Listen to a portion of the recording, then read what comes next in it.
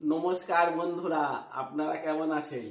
আশা করব অনেক ভালো, সুস্থ এবং সাবধানে আছেন। আমি নেপোলিয়ান, আমি একদম বিন্দাস আছি। আমার চ্যানেল নেপোলিয়ান বেঙ্গলি ব্লগে আপনাদের সুস্বাগতম। আজকে তো ভীষণ খুশি, সোমবার 20 ডিসেম্বর। তিলোত্তমার খুনি সঠিক বিচার পেয়েছে আমার মনে হচ্ছে। যাবজ্জীবন কারাদণ্ড দিয়েছে খুনে অভিযুক্ত সঞ্জয় রায়কে। আজীবন কারাদণ্ড, কারাবাস, মানে যতদিন সঞ্জয় রায় বেঁচে থাকবে ততদিন ওই 4 দেয়ালের মধ্যে তাকে থাকতে হবে।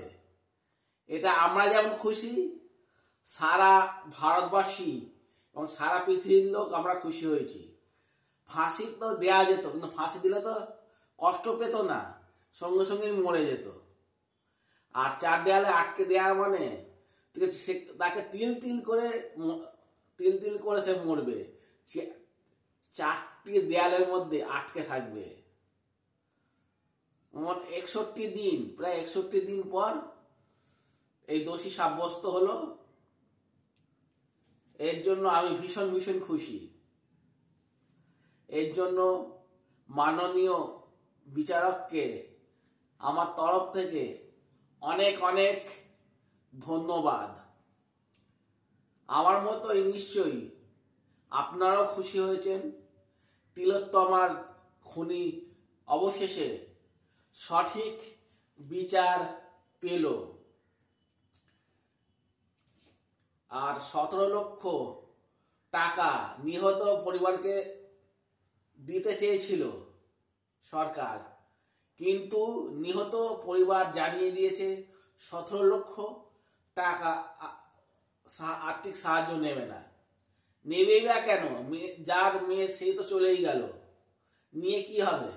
টাকা কি সমস্ত কিছু? টাকা সমস্ত কিছু নয়।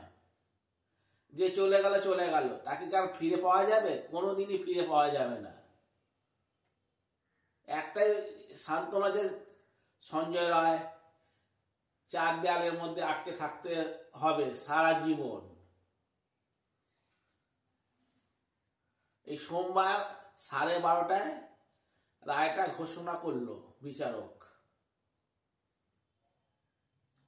এই রায়টা যদি না বেরোতো, কতদিন এই আন্দোলন চলেছিল তার ধারণার বাইরে।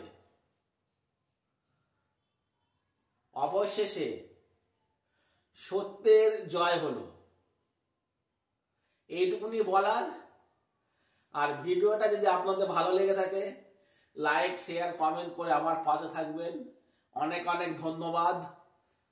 আমি চাই সঞ্জয় রায় তিলে তিলে মরুক, এবং সঞ্জয় রায়কে 50,000 টাকা জরিমানা করা হয়েছে। আর আমার তরফে মাননীয় মুখ্যমন্ত্রী মমতা ব্যানার্জিকে জানাই অসংখ্য অসংখ্য ধন্যবাদ। ঠিক আছে, টাটা, বাই, সি ইউ। অন্য ব্লগে এবার ফেরা আপনাদের সঙ্গে দেখাবো। ততক্ষণের জন্য টাটা, বাই, সি ইউ।